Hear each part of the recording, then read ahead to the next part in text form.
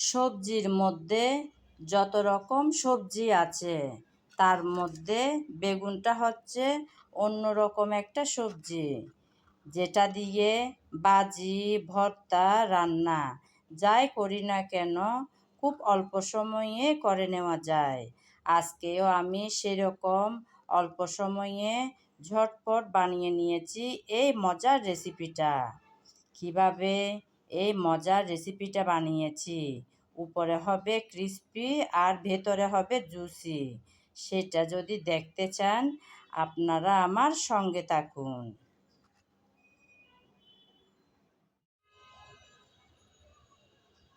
মজাদার সেই বেগুনি বানাবো বলে আমি এখানে একটা বেগুন নিয়েছি। আমি কালো এই লম্বা বেগুনগুলোই নিলাম। শুরুতে আমি বেগুন সাইজ করে কেটে নেব। বেগুন আমি ধুয়ে তারপর পাতলা পাতলা সাইজ করে কেটে নিলাম। দেখুন বন্ধুরা, আমি এরকম পাতলা সাইজ করে কেটে নিয়েছি। প্রথমে আমি বেগুনে কিছুটা পরিমাণ লবণ দিয়ে তারপর বেগুনগুলো মেখে রাখব। একটু লবণ দিয়ে মেখে রাখলে বেগুনিগুলো বানাতে অনেকটাই সহজ হবে। তাই শুরুতেই আমি একটু লবণ মাখিয়ে রেখে দেব কিছুক্ষণের জন্য।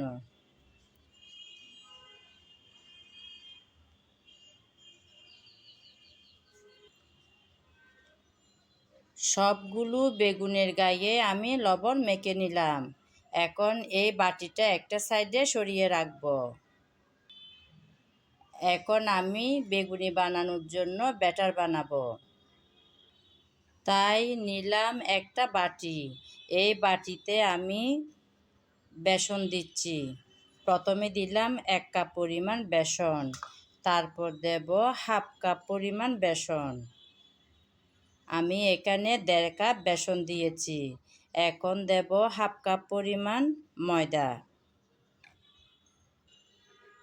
তারপর দিচ্ছি 1/2 চামচ বেকিং পাউডার। তারপর 1/2 চামচ পরিমাণ দিচ্ছি হলুদ। তারপর দিচ্ছি 1 চামচ পরিমাণ মরিচ। তারপর দেব মাংসের মশলা। আমি রাঁধুনি মাংসের মশলা নিলাম, ওখান থেকে 1 চামচ পরিমাণ দিয়ে দিলাম। তারপর দিচ্ছি স্বাদ মতো লবণ। এখন দেব আদা বাটা আর রসুন বাটা। আমি আদা আর রসুন একসাথে বেটে রেখেছিলাম, ওখান থেকে কিছুটা পরিমাণ দিয়ে দিলাম। এখন আমি 1 কাপ পরিমাণ পানি নিলাম। এখানে অল্প অল্প করে পানি দিয়ে ভালোভাবে ব্যাটারটা বানাতে হবে।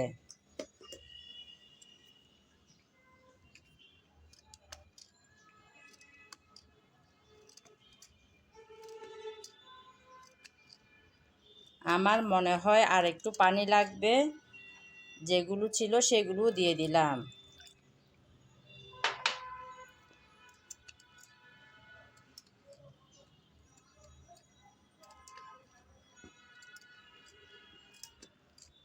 এভাবে আস্তে আস্তে সময় ধরে ভালোভাবে ব্যাটারটা রেডি করে নিতে হবে।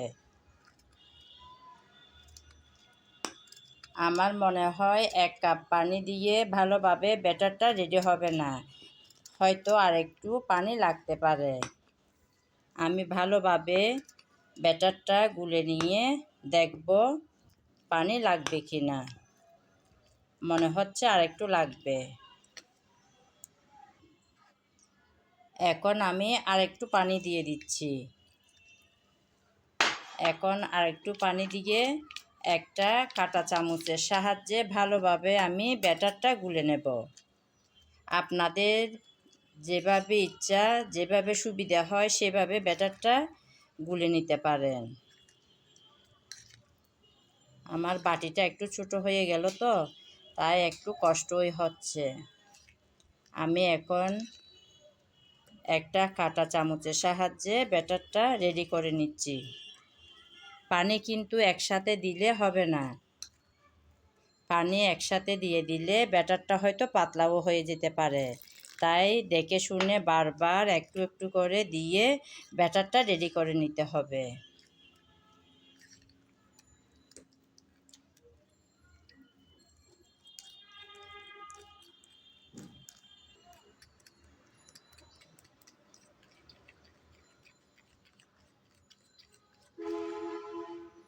ভালোভাবে ব্যাটারটা রেডি করে নিলাম। খুব বেশি ঘন করা যাবে না, খুব বেশি ঘন করলে বেগুনের গায়ে কিন্তু ব্যাটার লাগতে চাইবে না, আর পাতলাও কিন্তু করা যাবে না। একটা নিয়ম করে কিন্তু এই ব্যাটারটা রেডি করতে হবে। আমার মনে হয় ব্যাটারটা রেডি হয়ে গেল। আমি একটা আঙ্গুল দিয়ে দেখিয়ে দিচ্ছি বন্ধুরা। এই যে দেখুন বন্ধুরা, আঙ্গুলের গায়ে খুব সুন্দর করে লেগে আছে। এরকম হতে হবে ব্যাটারটা। এতে বোঝা যাচ্ছে ব্যাটার একদম রেডি। এখন আমি এই ব্যাটারটা একটা সাইডে রাখলাম। আগে যে বেগুন আমি লবণ দিয়ে মেখে রেখেছিলাম, সেই বেগুন থেকে দেখুন বন্ধুরা কতগুলো পানি বের হয়ে গেল। এখন আমি এই বেগুনের পানিগুলো ফেলে দেব। বেগুনের বাড়তি পানিগুলো আমি ভালোভাবে ফেলে দিয়েছি। এখন আমি একটা একটা করে সব বেগুন এই ব্যাটারের মধ্যে দিয়ে দেব।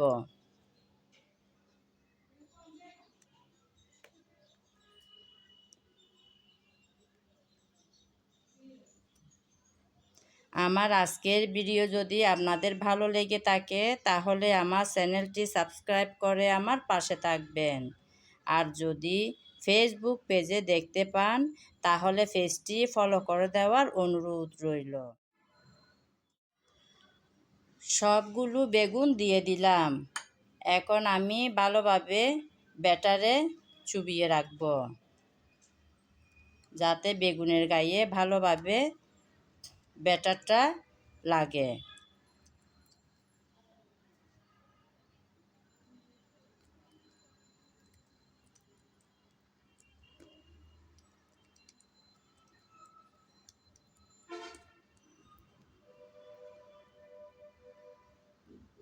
ব্যাটারে ভালোভাবে বেগুনগুলো আমি এভাবে রেখে দিলাম।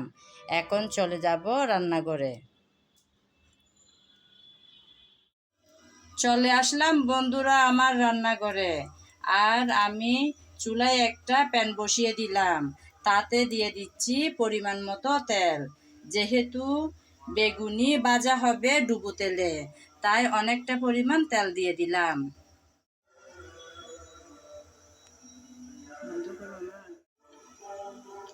হাত দিয়ে একটু দেখলাম, তেলটা কিন্তু একদম ভালোভাবে গরম হতে হবে।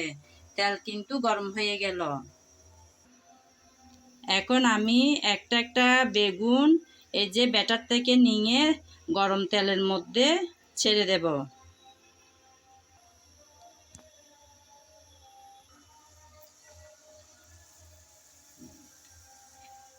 ছেড়ে দিলাম গরম তেলে।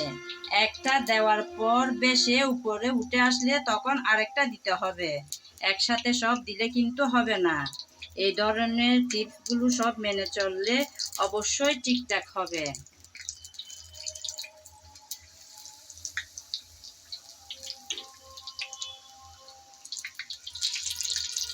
আগেরটা উল্টিয়ে দিলাম। কি সুন্দর করে বেশে উঠছে দেখুন বন্ধুরা। একটা সাইড লাল লাল করে ভাজার পর আমি আরেকটা সাইড উল্টিয়ে দিলাম।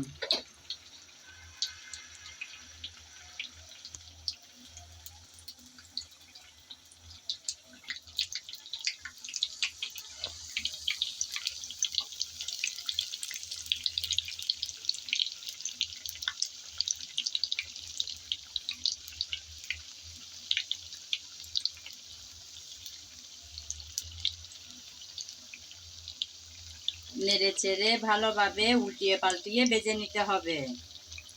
দুটো সাইড যেন সুন্দরভাবে একই কালার হয় সেভাবে ভেজে নেব নেড়ে চেড়ে। একদম ফেলে রাখলে কিন্তু হবে না। তাহলে একটা সাইড ভালোভাবে লাল লাল ভাজা হবে আর একটা সাইড সুন্দর করে ভাজা হবে না। সেজন্য সময় ধরে নেড়ে চেড়ে ভেজে নিতে হবে। আমার বেগুনি কিন্তু একদম রেডি। এখন গরম তেল থেকে তুলে নেব। এই যে দেখুন বন্ধুরা, কি সুন্দর ফুলকো ফুলকো হয়েছে। এই বেগুনিগুলো দেখতে যেমন সুন্দর, খেতেও হয় দারুণ। দেখুন বন্ধুরা, কি সুন্দর হয়েছে। এভাবে করে করে আমি সবগুলো বেগুনি ভেজে তারপর নিয়ে আসবো আপনাদের মাঝে। দেখুন বন্ধুরা, কত সহজ আর সুন্দর একটা রেসিপি। একদম অল্প সময়ে আপনাদেরকে করে দেখালাম। রেডি হয়ে যাওয়া বেগুনি আমি আপনাদেরকে পরিবেশন করে দেখালাম বন্ধুরা। দেখুন বন্ধুরা, কি সুন্দর না দেখতে হয়েছে, একদম মচমচে। দেখুন বন্ধুরা, কি যে সুন্দর হয়েছে। আমি কিন্তু কোনো ধরনের ফুড কালার ব্যবহার করিনি। আপনারা তো দেখেছেন বন্ধুরা, তাই না? আমি একদম ফুড কালার ছাড়াই ঘরে থাকা উপকরণ দিয়ে বানিয়ে নিয়েছি আজকের মজাদার এই বেগুনি রেসিপিটা। এতক্ষণ যারা আমার সঙ্গে ছিলেন, আমার ভিডিও জুড়ে ছিলেন, তাদেরকে জানাই অসংখ্য অসংখ্য ভালোবাসা। আগামী ভিডিও দেখার আমন্ত্রণ জানিয়ে আজ এখানেই বিদায় নিলাম। সবাই ভালো থাকবেন, সুস্থ থাকবেন আর নিরাপদে থাকবেন। পরে আমি সবগুলো ভেজে তুলে নিয়েছিলাম। ভিডিও বড় হয়ে যাবে বলে দেখানো হয়নি ভাজাটা। দেখুন, আমি একসাথে কাঁচামরিচও ভেজে নিলাম। এই বেগুনির সাথে কাঁচামরিচ খেলে ভীষণ ভালো লাগে। আমার বাচ্চারা তো ভীষণ পছন্দ করে, তাই আমি কয়েকটা কাঁচামরিচও ভেজে নিয়েছি।